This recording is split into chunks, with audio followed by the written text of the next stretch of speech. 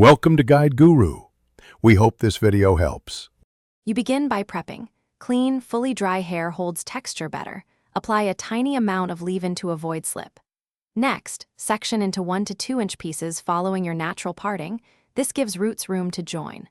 Once done, backcomb each section briefly at the roots to create anchor points, because straight hair needs internal friction. Make sure to keep sections consistent in size. It controls final dread diameter and speeds up locking. You now focus on structure. Backcomb each section in short, aggressive strokes toward the root to form internal knots. This gives straight strands something to cling to.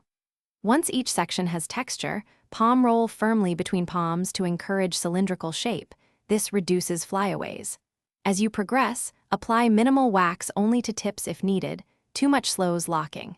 Make sure to secure very loose ends temporarily, because controlled tension helps them mat into the shaft naturally over weeks. You finish by letting time do the heavy lifting. Wear a silk pillowcase and use a satin wrap to limit friction while knots form.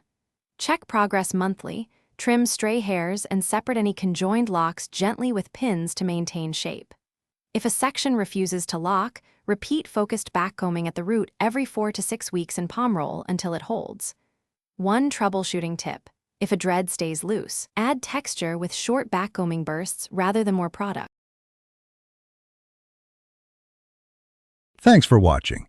Consider subscribing if we helped you today.